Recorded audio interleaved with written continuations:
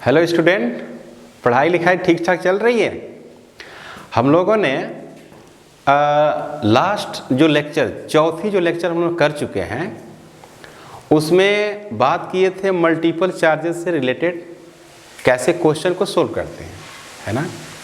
आज हम लोग करेंगे मल्टीपल चार्जेस से रिलेटेड ही कुछ इम्पॉर्टेंट क्वेश्चन। इसके जो इम्पोर्टेंट क्वेश्चन है बोर्ड लायक, अगर बोर्ड के आधार पर अगर हम बात करें तो यहाँ पर लिखते हैं, नोट लिख देते हैं। नोट जो बोर्ड में क्वेश्चन होती है वो इस तरह से होती है। जैसे मैं यहाँ पर लिख रहा हूँ कि find electric force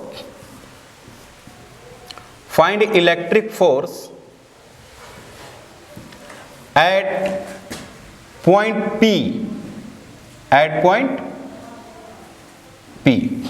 P point पे इलेक्ट्रिक फोर्स की हम बात करना चाहते हैं।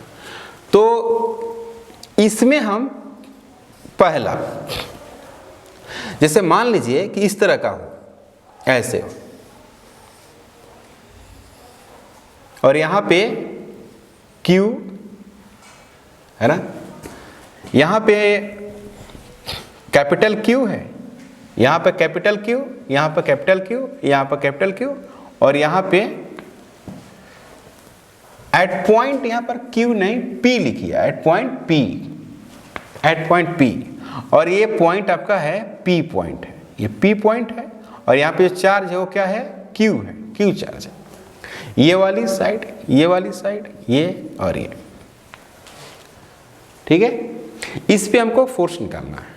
तो क्या करना होगा भाई, इसके चलते आप फोर्स जो देंगे इधर, वो किधर आएगी, सीधे इधर आएगी। इसके चलते फोर्स अगर आप इस पे देते हैं तो सीधा किधर आएगी, इधर आएगी, और इसकी एक रिजल्ट आएगी, है कि नहीं। इस चार्ज की वजह से फोर्स इधर, इस चार्ज की वजह से फोर्स इधर, और फिर इस चार्ज की वजह से फोर्स किधर, इधर। इस चार्ज की वजह से, इस चार्ज की वजह से फिर फोर्स किधर होगा, इधर, ठीक है। और सभी जो चार्जेज है, जैसे मान लीजिए कि इसका नाम A, B, C और क्या D, तो जो F होगा A, FB और FC और FD, ये सब क्या है, F है ना, F है, और ये डायगोनल कितना है, A√2, और उसका हाफ करेंगे तो A/√2, यानी KQQ डिवाइडेड बटे A/√2 इसका स्क्वायर, यही आएगा, ठीक है। शॉर्ट फॉर्म में बता रहे हैं, आप इसको सोल्व कर सकते हो, उससे कोई कठिनाई नहीं है इसमें। तो यहाँ पे अगर हम बात करें, यहाँ पर अगर बात करते हैं तो एक इधर थी फोर्स, एक इधर फोर्स थी, दूसरी एक इधर और एक इधर, है ना। ये भी F है, ये भी F है, ये भी F और ये भी F है, सबकी मान सेम है कि नहीं। तो ये जो एंगल है, ये वाली एंगल वो कितनी होगी, ये वाली एंगल 90 होगी, और ये वाली भी एंगल क्या होगी, 90 होगी कि नहीं, एक दूसरे पर परपेंडिकुलर। तो इधर जो रिजल्ट आएगी इन दोनों के वजह से, इन दोनों की वजह से जो रिजल्ट आएगी वो किधर आएगी, इधर आएगी, और वो कितना आएगी, FR, और इन दोनों की वजह से जो रिजल्ट इधर आएगी वो कितना आएगी, FR डैश, ठीक है, आएगी कि नहीं, FR डैश। अब यहां पे अगर इसको डायग्राम, इसी का डायग्राम बनाएं यहां पर, तो इधर हो गया FR डैश, और यहां पर हो गया F, हुआ ना। ये कौन सा जगह है, P पॉइंट, ये हो गया P पॉइंट। तो F अगर हम P वेक्टर की बात करें तो क्या लिखेंगे, FR है, FR प्लस क्या, J cap plus FR dash minus J cap. यहाँ पे एफ आर और एफ आर डैश क्या मिला, एफ रूट अंडर 2 मिला या नहीं। ये भी एफ, दोनों एक दूसरे पर परपेंडिकुलर 90 डिग्री है, तो इन दोनों का रिजल्ट कैसा होगा, एफ रूट अंडर 2 हो जाएगा। तो जो एफ पी हो गए, एफ पी इक्वल टू वो क्या मिलेगी आपको, F root under 2 J cap plus F root under 2 minus J cap equal to क्या मिला, 0 मिला या नहीं। मतलब कि यहाँ पे और यहाँ पे सब इक्वल अमाउंट का चार्ज हो, इक्वल अमाउंट का चार्ज, चाहे वो प्लस हो, इस तरह से भी कर सकते हैं, प्लस प्लस में हो या माइनस माइनस में हो। तो सेंटर पे अगर कोई चार्ज रखे हुए हैं तो फोर्स क्या होगा, 0 होगा। ठीक है, इस तरह की हमने बात किया यहाँ पर कि नेट जो फोर्स है सेंटर पर क्या है, 0 है। अब इसमें दूसरा हम इसी में लिखते हैं, दूसरा डायग्राम जो एनसीईआरटी में है। ठीक है भाई, एनसीईआरटी में जो क्वेश्चन है उसको लिख रहे हैं। क्वेश्चन नंबर 1.6, दूसरा जो क्वेश्चन है उसको लिख रहे हैं क्या, 1.6 एनसीईआरटी का 1.6। उसमें क्या दिया हुआ है, इस तरह से दिया हुआ है।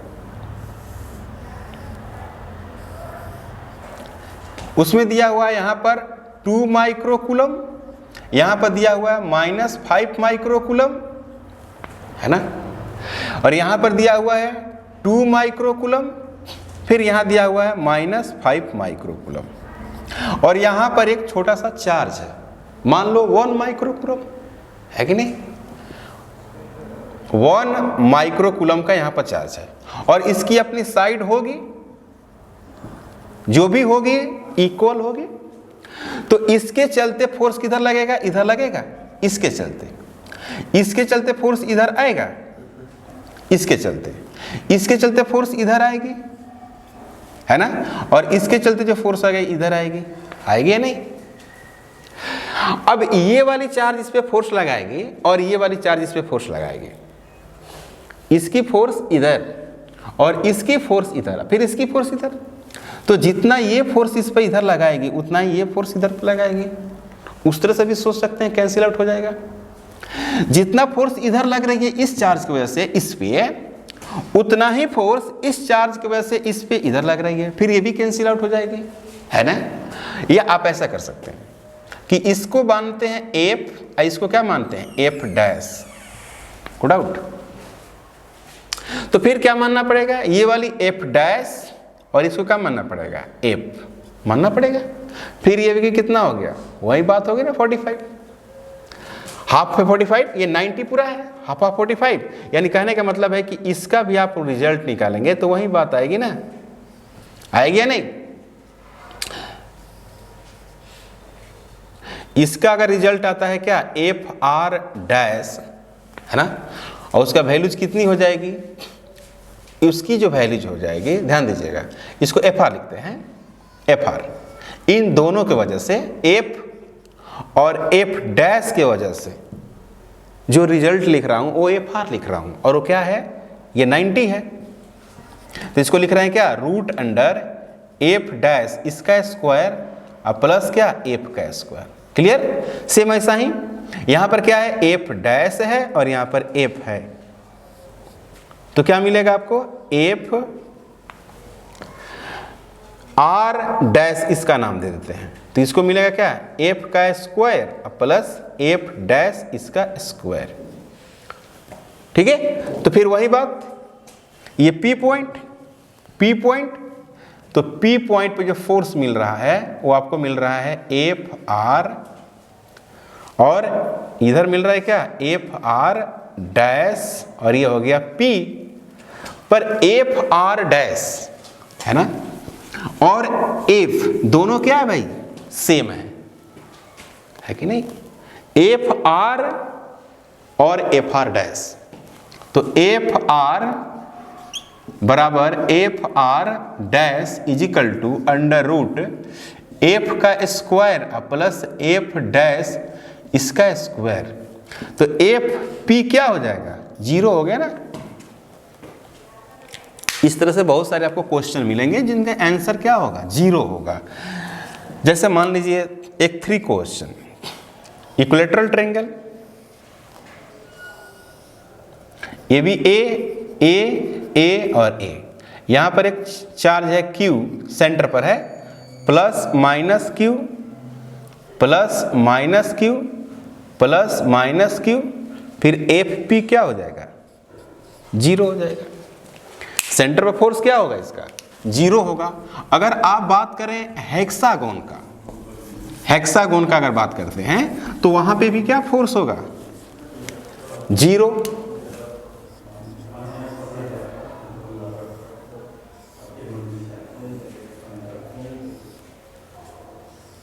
जैसे मान लीजिए इस तरह की बात करते हैं, यहां पे यहां पे यहां पे ऐसे रखा हुआ, plus Q plus Q plus Q, सब जगह पे प्लस Q चार्ज, और यहां पे Q charge, P point,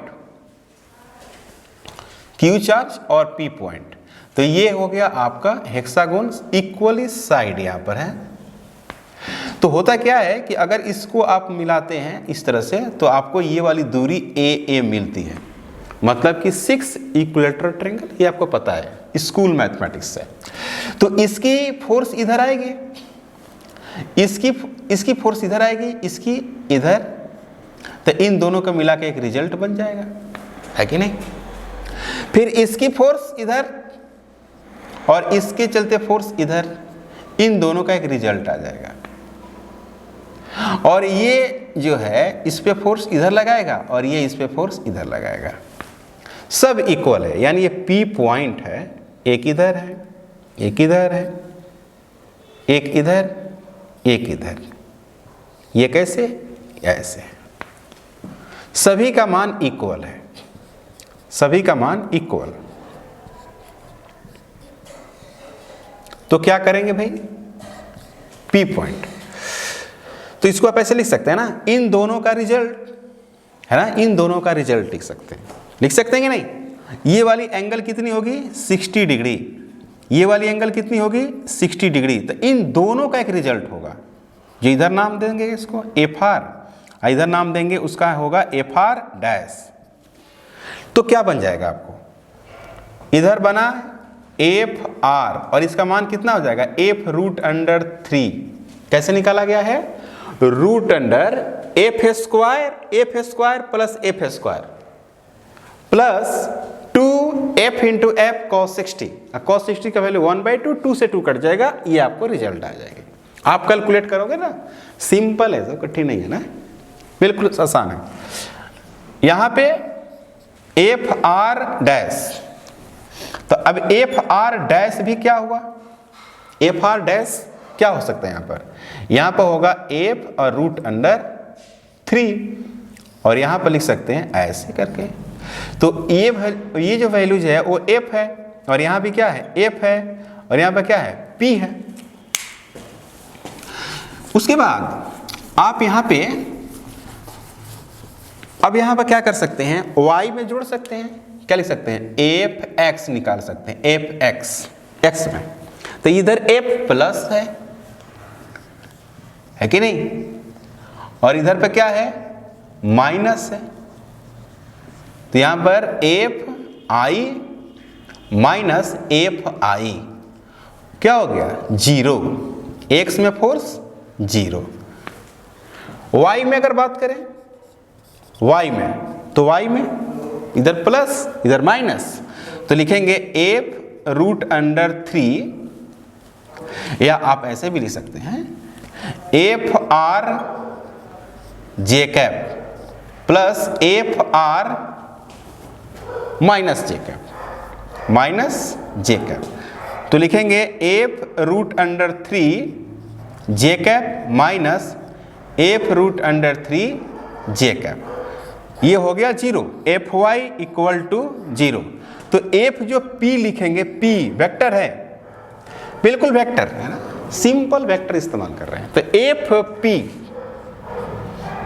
Fp equal to Fx I cap plus F Y J cap, F Y, तो 0 प्लस 0 इक्वल टू 0। तो एफ जो पी हो गया या एफ सेंटर, एफ पी या एफ सेंटर इक्वल टू 0।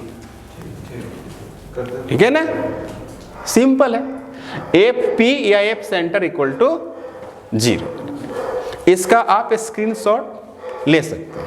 ठीक है, ये क्वेश्चन आपको समझ में आ गई है ना। अब क्या करते हैं, एक और क्वेश्चन करते हैं, क्वेश्चन नंबर 5। उसमें क्या कर रहे हैं जरा देखिएगा, क्वेश्चन नंबर 5।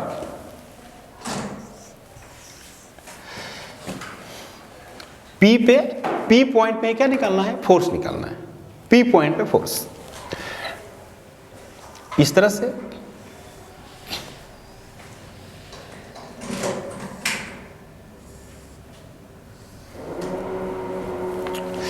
यहां पे प्लस क्यू, यहां पे प्लस क्यू, यहां पे प्लस क्यू, यहां पे प्लस क्यू है, यहां पे माइनस क्यू है, सभी साइड ए है। फोर्स कहां निकालना है आपको, पी पॉइंट पे, पी पॉइंट पे फोर्स निकालनी है। और यहां पर क्यू चार्ज, तो सेम वही बात करना है, इसके चलते और इसके वजह से, इन दो के वजह से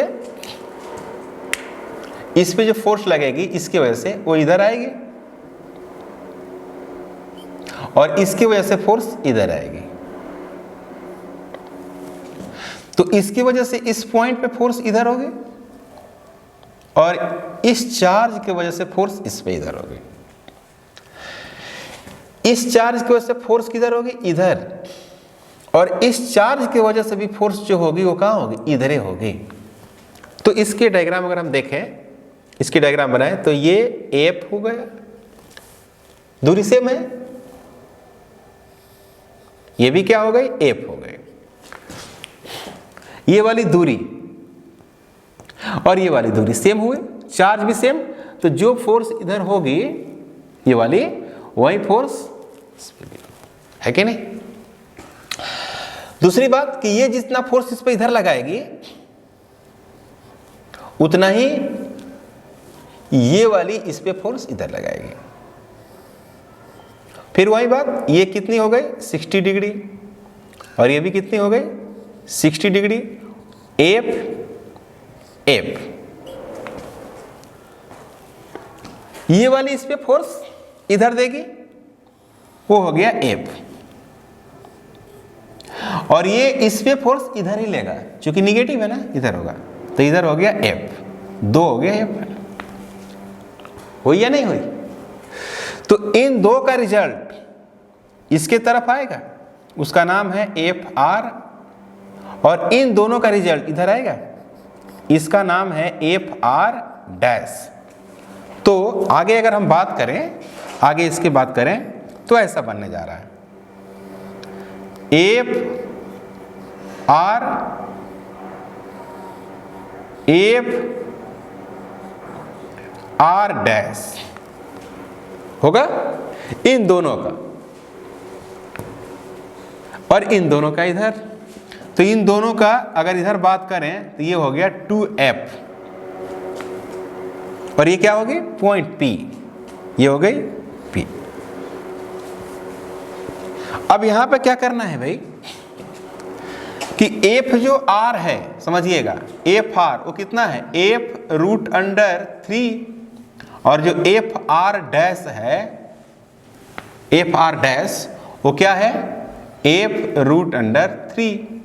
तो अगर y में बात करें, y में तो F R J cap plus F R minus J cap, ये डैश है एफ आर डैश। तो F Y equal to F root under 3 J cap minus F root under 3 J cap, 0। F Y 0 हो गया। अब F x की अगर बात करें तो F X equal to 2f I cap 2f, f का मतलब k q q, ये वाली f है, यही तो f थी, ये वाली इधर इसकी इधर, तो k q q divided by a square I cap, I cap मतलब along x axis, along x axis, तो आप इसको ऐसे भी लिखेंगे, इसको आप इस तरह से लिख सकते हैं F X equal to 2k 1/4 pi epsilon naught into q divided by a square I cap, F X equal to 1/2 pi epsilon naught q a square I cap, F P equal to F X I cap plus F X plus F Y, F X 1/2 pi epsilon naught q a square I cap plus 0, F P equal to 1/2 pi epsilon naught q a square along plus x axis, ये हुआ answer. जो diagram बनाई गई थी question के लिए उसका जवाब ये है 1/2 pi epsilon naught q by a square along positive x axis.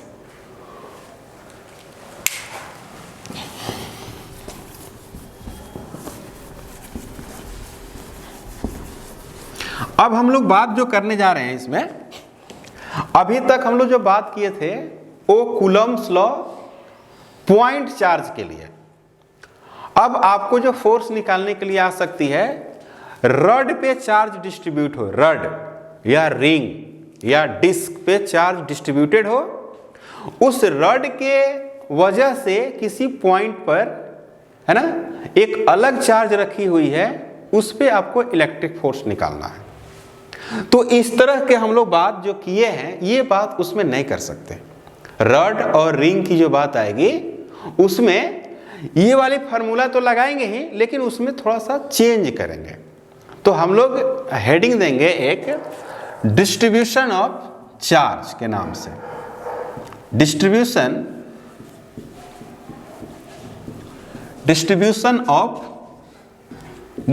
Of electric charge.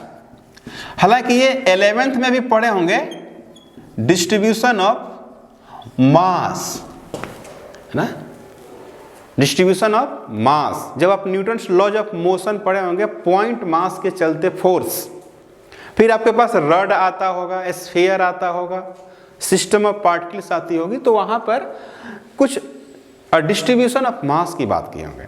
यहाँ पे भी वैसे ही करते हैं। तो सबसे पहला जो बात हम लोग कर रहे हैं उसका नाम दे रहे हैं linear charge distribution, linear charge distribution, है ना, लीनियर चार्ज डिस्ट्रीब्यूशन। कहीं कहीं पे डेंसिटी भी लिखा हुआ रहता है, डेंसिटी कहीं कहीं पे डेंसिटी भी लिखा हुआ रहता है। तो डेंसिटी का मतलब आप समझते हैं, है ना, लंबाई या एरिया या वॉल्यूम के कंपैरिजन में उस पे कितनी क्वांटिटी प्रेजेंट है। जैसे मास बाई वॉल्यूम, तो एक पर्टिकुलर वॉल्यूम में कितनी मास है वहां पे पढ़े होंगे। यहां पर हम लोग चार्ज पढ़ेंगे कि किसी रड पे चार्ज किस तरह से डिस्ट्रीब्यूट हुआ है, कहां ज्यादा और कहां कम डिस्ट्रीब्यूशन। तो पहला जो है लीनियर चार्ज डिस्ट्रीब्यूशन, तो इसको हम लिख सकते हैं it is defined as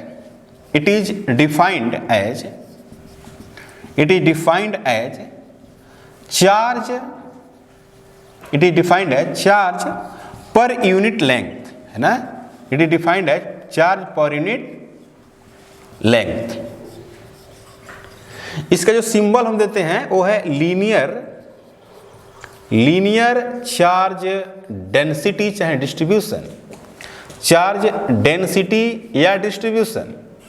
density इसका हम लोग सिंबल जो देते हैं इस तरह का देते हैं, इसको हम लोग पढ़ते हैं लैम्बडा, है ना, लैम्बडा इसको पढ़ते हैं, है ना। लैम्बडा सिंबल डिस्ट्रीब्यूशन का सिंबल है, तो इसको हम लोग लिख सकते हैं lambda equal to charge by length, ठीक है ना।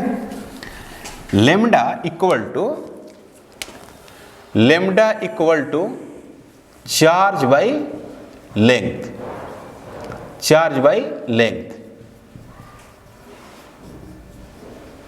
अगर मान लीजिए कि कोई एक रॉड है आपके पास, इस तरह का एक रॉड है और उस रॉड पे आपको चार्ज इस तरह से डिस्ट्रीब्यूटेड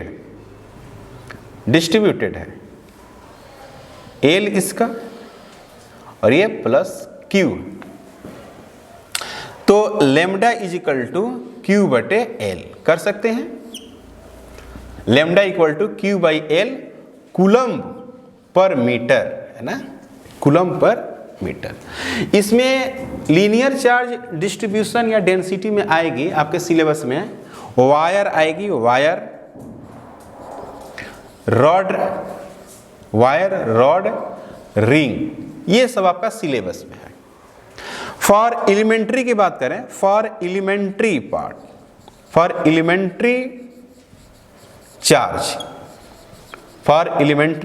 चार्ज की बात करें तो lambda is equal to D Q upon D L. एक छोटा सा चार्ज है ना, इस पे प्लस क्यू पूरा चार्ज है, तो हो सकता है कि आप यहाँ पर एक छोटा सा टुकड़ा काटते हो, एक पॉइंट चार्ज बनाते हैं, मान लें कि डी क्यू बना दिया, एक पॉइंट चार्ज हो गया।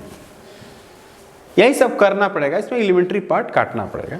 तो डी क्यू तो हम यहाँ पर लिख सकते हैं क्या, D Q equal to lambda into D L. ये बहुत ही इंपॉर्टेंट है ये ना, डी क्यू मतलब कि small charge lambda into small length, small length में स्मॉल चार्ज है, डी क्यू बराबर। उसी तरह से दूसरा है सरफेस चार्ज डिस्ट्रीब्यूशन। ये कब यूज करेंगे, जब आपके पास वायर दिया हो, वायर हो, रिंग हो, रड हो, तो इसका इस्तेमाल करते हैं, ठीक है। अब आपको डिस्क दिया हो, डिस्क जैसे ये बोर्ड हो गया, या डिस्क या ये बोर्ड, सरफेस एरिया जिसका दिखाई देता हो, जैसे डिस्क है तो डिस्क पे क्या दिखाई देगा, सरफेस एरिया ज्यादा दिखाई देगा। अब इस बोर्ड पे हमको क्या दिखाई दे रहा है, सरफेस एरिया दिखाई दे रही है, पूरा एरिया दिखाई दे रही है। तो डिस्क हो, होलो स्फीयर हो, है ना, या इस तरह का कोई सरफेस हो, तो उसकी जो डिस्ट्रीब्यूशन होगी चार्ज, उसको हम लोग लीनियर चार्ज डिस्ट्रीब्यूशन नाम देंगे, सॉरी सरफेस चार्ज डिस्ट्रीब्यूशन देंगे। सरफेस, लीनियर का मतलब यहाँ पर लाइन से मतलब है, वहाँ पर सरफेस चार्ज डिस्ट्रीब्यूशन मतलब सतह से मतलब है, सरफेस से। तो दूसरा जो हम लोग का है वो है surface charge density. Surface charge density की हम लोग बात करते हैं, सरफेस चार्ज डेंसिटी। दूसरा है surface charge density, surface charge density या डिस्ट्रीब्यूशन। इसका हम लोग सिंबल देते हैं सिग्मा, सिग्मा वर्ड्स इसको हम लोग देते हैं। इट इज डिफाइंड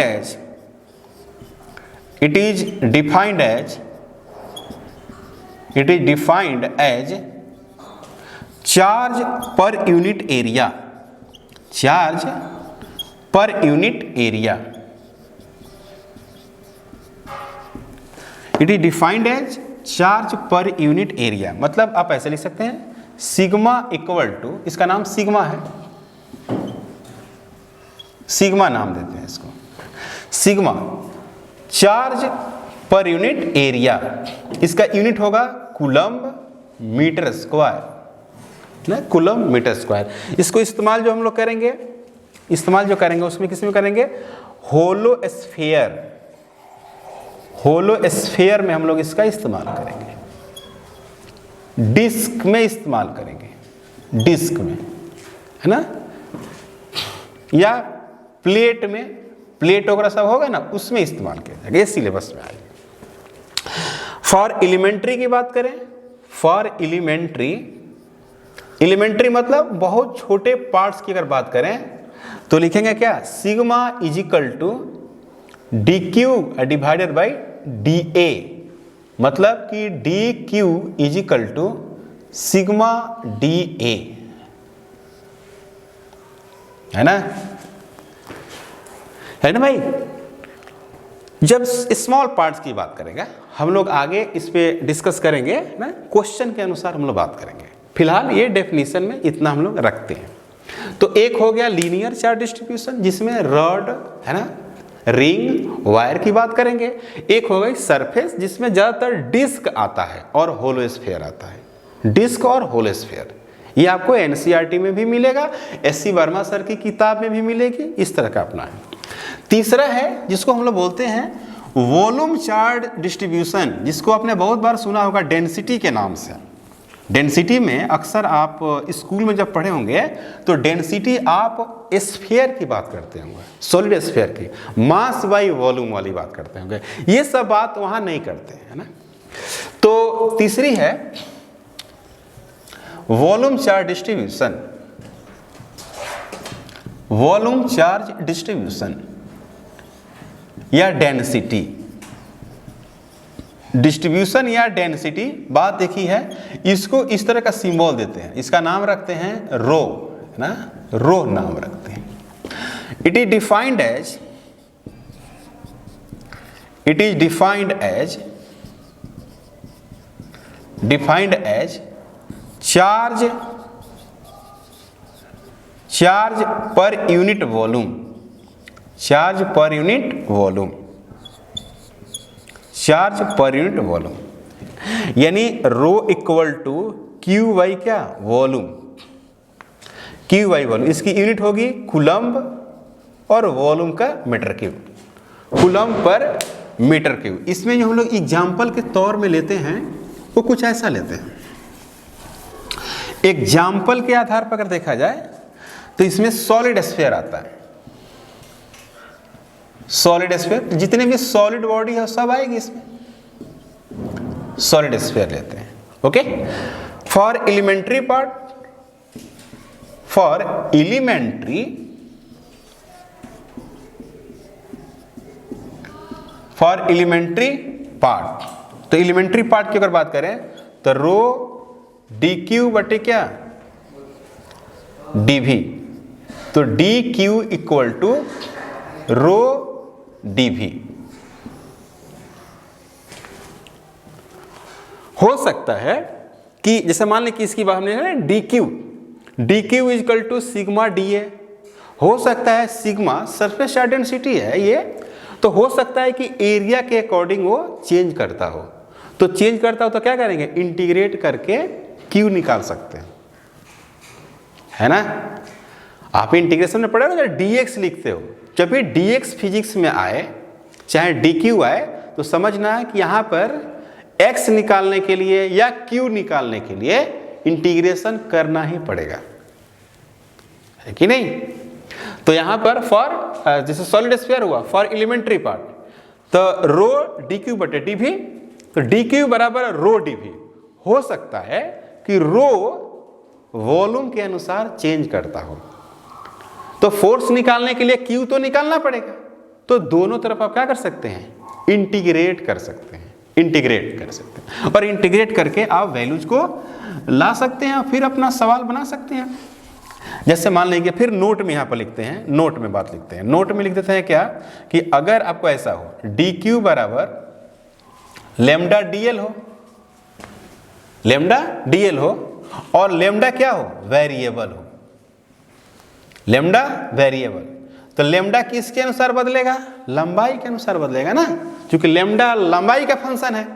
तो आपको ऐसा करना होगा D Q integration lambda DL, तो डी क्यू का इंटीग्रेशन क्यू और लेमडा डीएल, तो लेमडा तो आपको पता ही नहीं है, पता है क्या, नहीं पता है, तो लेमडा आपको जैसा दिया रहेगा उसके अकॉर्डिंग आप इंटीग्रेट करेंगे, है ना। दूसरी बात Q is equal to sigma D A भी लिखेंगे, वैसा ही Q इज इक्वल टू क्या लिखेंगे, रो और डी भी लिखेंगे। ये रही इंपॉर्टेंट बात रही, इसका हम लोग इस्तेमाल करेंगे, ज्यादा कहाँ इस्तेमाल करेंगे, इलेक्ट्रिक फील्ड में इस्तेमाल करते हैं, ज्यादा इलेक्ट्रिक फील्ड में इस्तेमाल होती है इसका, है ना। यहाँ पे कम होती है, फोर्स में कम होती है, तो हम लोग हेडिंग देंगे क्या, इलेक्ट्रिक फील्ड पढ़ेंगे, है ना। इसके जस्ट बाद हम लोग इलेक्ट्रिक फील्ड पढ़ेंगे। ये इलेक्ट्रिक फील्ड में जब गॉस आएगा ना, वहां पर ये सभी का इस्तेमाल होगा, टोटली का इस्तेमाल होगा, एक एक करके, surface charge density, linear charge density और वॉल्यूम चार्ज डेंसिटी होगी। लेकिन ये सब क्यों होती है, इलेक्ट्रिक फील्ड निकालने के लिए होती है। तो हम लोग आगे भी जस्ट पढ़ेंगे इलेक्ट्रिक फील्ड, इसका आप स्क्रीनशॉट ले लो। अब हम लोग टॉपिक को आगे बढ़ाते हैं और बहुत ही इंटरेस्टिंग, बहुत ही इंपॉर्टेंट, जिसका नाम है इलेक्ट्रिक फील्ड, है ना। फील्ड, इलेक्ट्रिक फील्ड, इलेक्ट्रिक तो हम लोग को समझ में आती है, फील्ड के बारे में बात करनी है ज़्यादा, फील्ड के बारे में। तो इलेक्ट्रिक फील्ड की बात करते हैं, है ना। Electric field,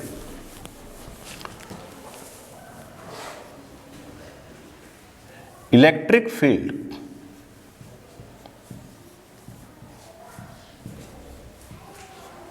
electric field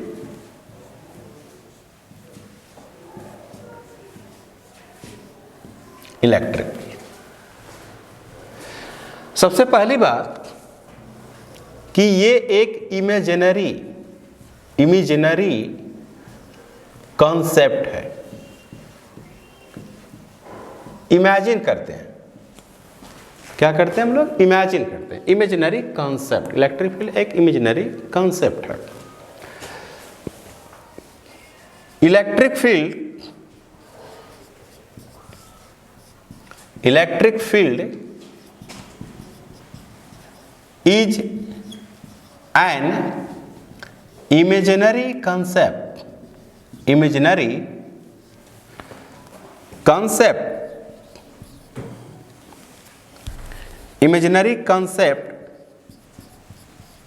which determine, या ऐसे कर सकते हैं, which explain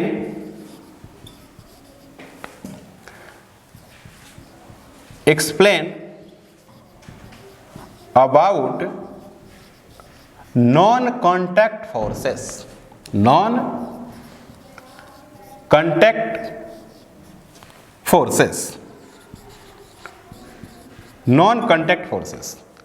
एक इमेजिनरी कंसेप्ट है।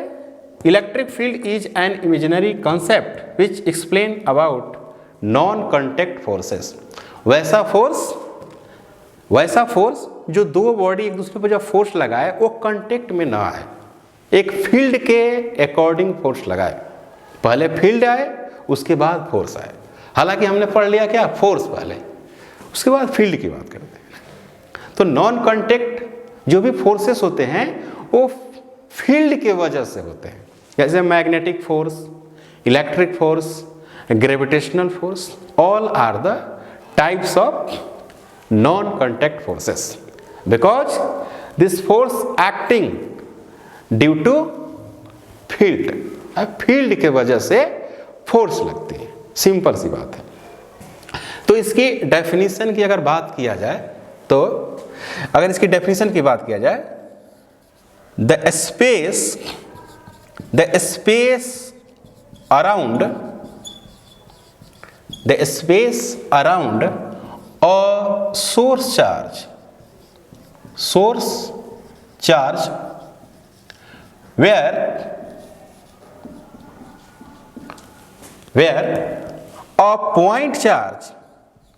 where a point charge felt force of attraction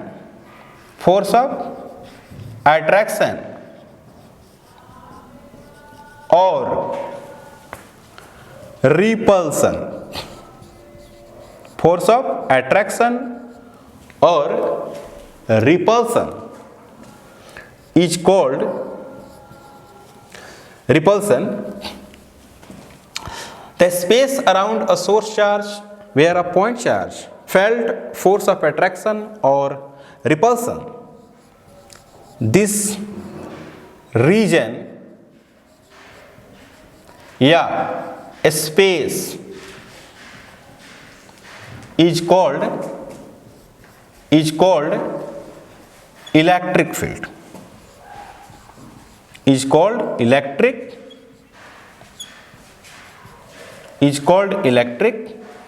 field.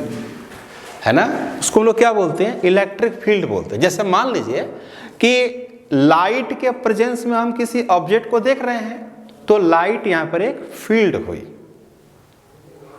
एक इमेजिनरी कंसेप्ट है, क्योंकि लाइट को हम खुद नहीं देख पा रहे हैं, लेकिन लाइट के प्रेजेंट में हम सभी ऑब्जेक्ट को देख रहे हैं। अगर स्विच को ऑफ कर दिया जाए तो लाइट यहां से चली जाएगी, मतलब कि लाइट फील्ड चली गई। बात समझ में आई? वैसे ही जैसे मान लीजिए कि इसको आप गिरा रहे हो, छोड़ रहे हो, है ना, गिरा नहीं रहे हो, छोड़ रहे हो उसको, तो आपको क्या नजर आ रही है कि ये नीचे जा रही है नीचे। कलम कहां जा रही है? नीचे। इसका मतलब ये हुआ ना कि नीचे कोई एक फोर्स लगा। तो फोर्स का तो मतलब यही होता है ना, पुश करना या पुल करना। तो यहां पे ये नीचे जा रही है, इसका मतलब ये हुआ कि अर्थ के वजह से यहां पे फील्ड है, तभी ये नीचे जा रही है ना। और उस फील्ड की डायरेक्शन कहां है? नीचे है, क्योंकि ये नीचे जा रही है। सिंपल सी बात है। तो ग्रेविटेशनल फील्ड दिख नहीं रही है, पर ग्रेविटेशनल फील्ड के वजह से ही हम लोग जमीन पे है, क्योंकि इस पे फोर्स लग रही है, हमारे बॉडी पे फोर्स लग रही है फील्ड की वजह से। ये एक इमेजिनरी कंसेप्ट इसलिए मैंने लिखा है। जैसे मान लेते हैं कि आपके पास एक यहां पे चार्ज है, क्यू चार्ज है, क्यू चार्ज है, और यहां पे एक कोई पॉइंट चार्ज, मैंने छोटा सा चार्ज है।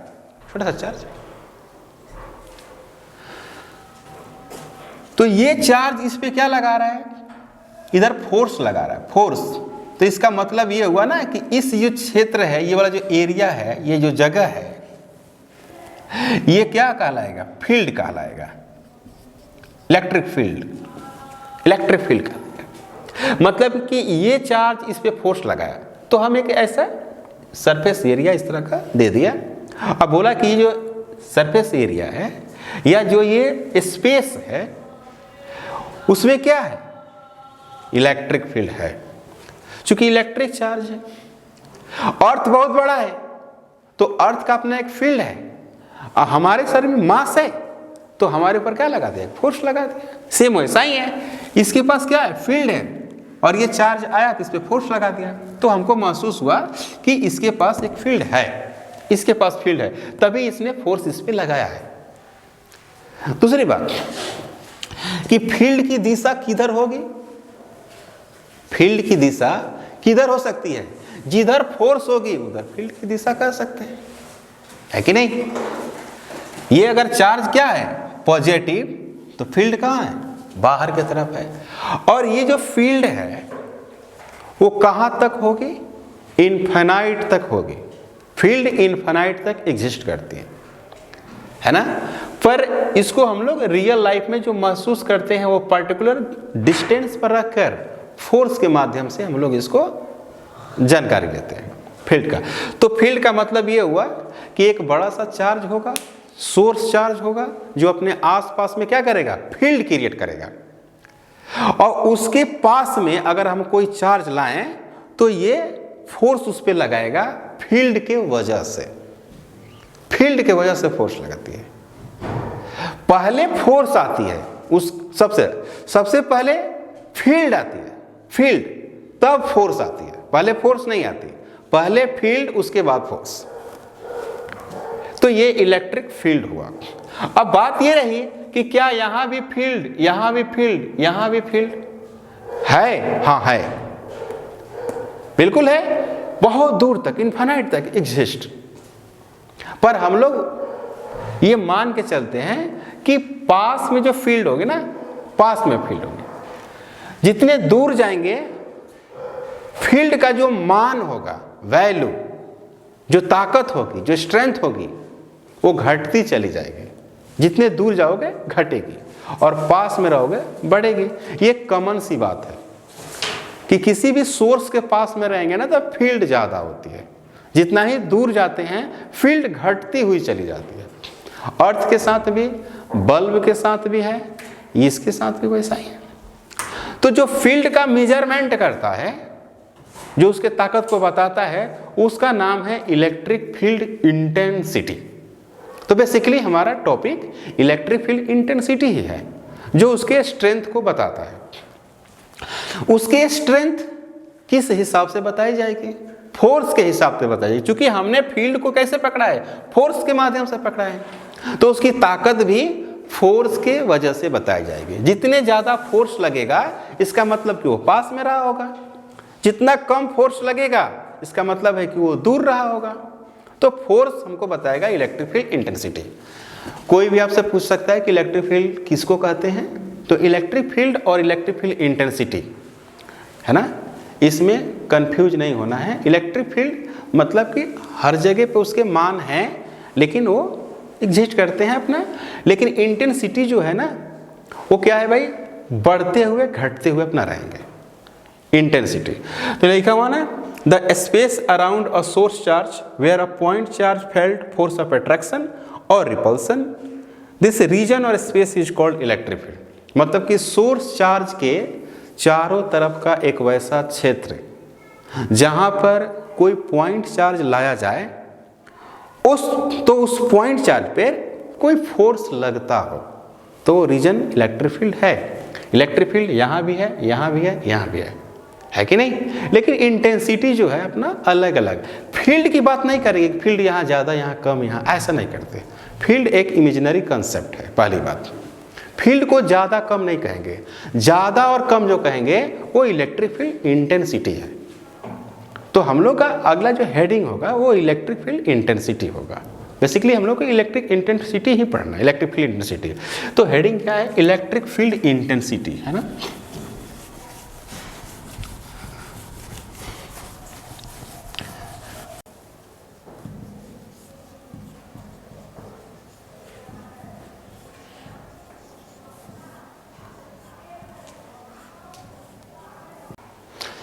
इलेक्ट्रिक फील्ड की इंटेंसिटी, इलेक्ट्रिक फील्ड इंटेंसिटी आपकी हेडिंग है।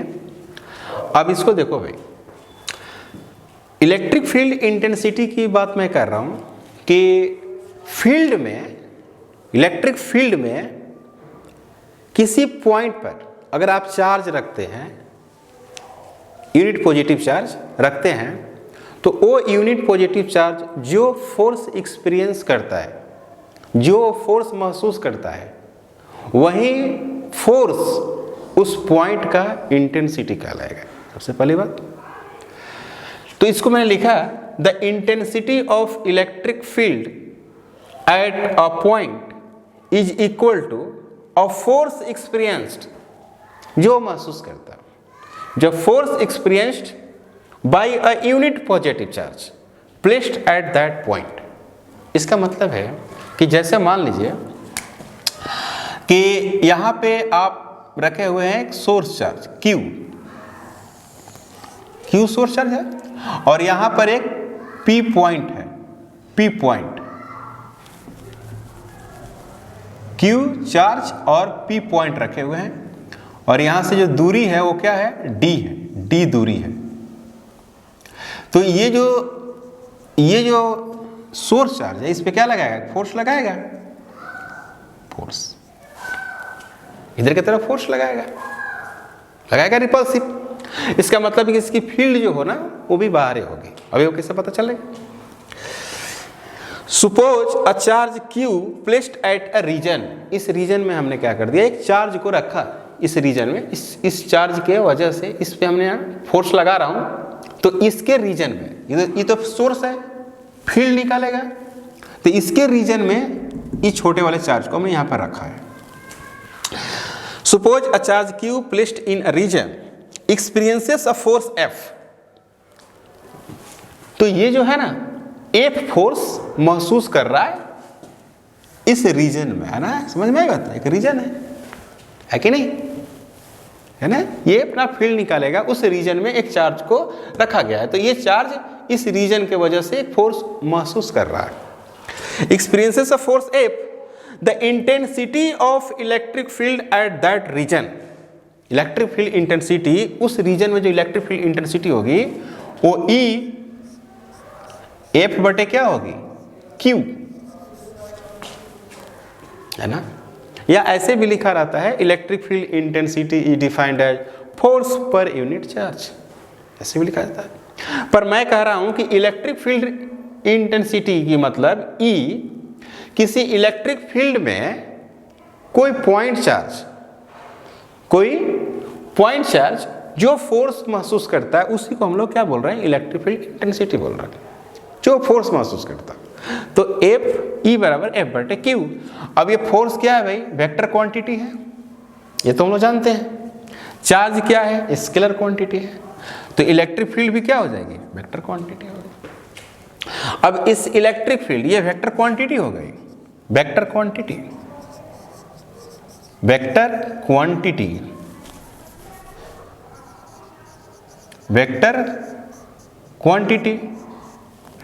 डायरेक्शन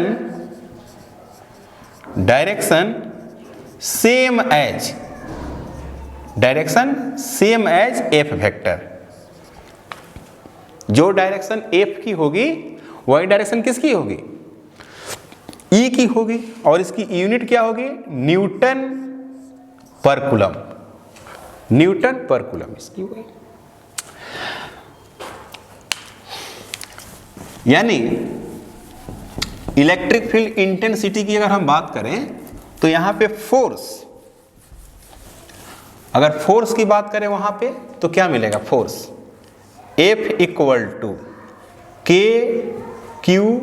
Q डिवाइडेड बटे D स्क्वायर, तो E equal to F by क्या, Q, तो E equal to 1/4 pi epsilon 0 Q D square I into क्या, Q, तो E equal to 1/4 pi epsilon naught Q by D का square, है कि नहीं।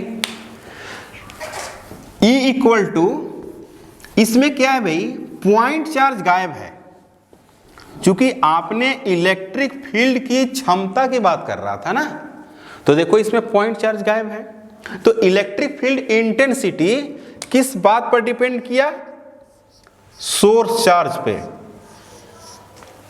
और डिस्टेंस पे। अब मान लो कि आप इंटेंसिटी की बात करो इन्फिनिटी डिस्टेंस पर, तो इन्फिनिटी डिस्टेंस पर इलेक्ट्रिक फील्ड इंटेंसिटी 0 होगी, पर मैंने कहा कि फील्ड एग्जिस्ट करती है ना, लेकिन उसकी जो क्षमता आप कैलकुलेट करते हैं, ताकत, वो क्या हो गई, 0। इन्फिनिटी पे फील्ड क्या हो गई, 0। डिपेंड्स ऑन, ध्यान दीजिएगा, E depends on source charge, किस पे डिपेंड किया, सोर्स चार्ज पे डिपेंड किया और सोर्स चार्ज पर डिपेंड किया और डिस्टेंस पर डिपेंड किया। डिस्टेंस बिटवीन Q मतलब सोर्स चार्ज एंड पॉइंट, जहां पर आप कैलकुलेट करना चाहते हैं, जहां पे क्या करना चाहते हैं, कैलकुलेट करना चाहते हैं। और किस पे डिपेंड किया, मीडियम पर, मीडियम पे डिपेंड करेगी। अदर मीडियम में फील्ड घटेगी, मतलब फील्ड इंटेंसिटी घटेगी। तो हमारे पास एक ये और ये सिंपल हम लोग इसका एक ग्राफ बना सकते हैं, सिंपली एक छोटा सा ग्राफ बना सकते हैं। एफ बराबर ये ठीक है, एफ आपको निकालने आता है के क्यू बटे डी स्क्वायर, यहाँ पर रखेंगे क्या 1/4 पाई एप्सिलॉन 0 के का वैल्यू क्यू क्यू बटे डी स्क्वायर पहले से इक्वल क्यू। यानी कहने का मतलब ये फॉर्मूला जो हुआ इलेक्ट्रिक फील्ड इंटेंसिटी हुआ, इसमें सिर्फ सोर्स चार्ज है और कोई चार्ज नहीं है। इसका मतलब है कि हम जो इलेक्ट्रिक फील्ड इंटेंसिटी की बात करेंगे वो किसी पॉइंट की बात करेंगे, किसी दूसरे सोर्स चार्ज की बात नहीं करेंगे। आया समझ में कि नहीं? जैसे कहना पड़ेगा को बल्ब है तो बल्ब के चलते यहाँ पे इंटेंसिटी, यहाँ पे इंटेंसिटी, तो सिर्फ पॉइंट मार्क करना है, ये नहीं कि उस पॉइंट पर चार्ज कितना है, ये सब बात नहीं करते ना। फील्ड की इंटेंसिटी कैलकुलेट करने का मतलब जैसे अर्थ है तो अर्थ की अपनी फील्ड है, तो आप इस जगह पे कर सकते हो पॉइंट मानकर, वहाँ और कर सकते हो। अलग अलग जगह पे अलग अलग फील्ड होगी, जितनी ही दूर जाओगे अर्थ की फील्ड क्या होगी, घटती हुई चली जाएगी। सेम वैसे ही बात। तो एक हम लोग अगर छोटा सा ग्राफ की बात करें, छोटा सा ग्राफ बोर्ड लायक, तो कुछ ऐसा होगा।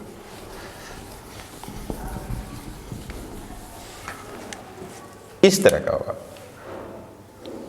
इधर हम बात करते हैं क्या, इलेक्ट्रिक फील्ड इंटेंसिटी की, और इधर बात करते हैं किसकी, इसकी जो बात कर रहे हैं वो क्यू की बात कर रहे हैं। तो डायरेक्ट जितने ज़्यादा किसी पॉइंट की, किसी दूसरे पॉइंट की बात कर रहा हूँ, जितने ज़्यादा चार्ज होगा उतने ज़्यादा फील्ड होगी, स्ट्रेट लाइन। अगर हम बात करें डिस्टेंस की, तो जितनी ही दूर जाओगे ना, जितनी ही दूर जाओगे, इसको थोड़ा छोटा कर देते हैं, इसको छोटा कर देते हैं, जितना ही आप दूर जाओगे ना, इधर E इधर Q, और जितना ही आप दूर जाओगे उतना ही फील्ड क्या होगी, घटेगी, है ना, इस तरह से,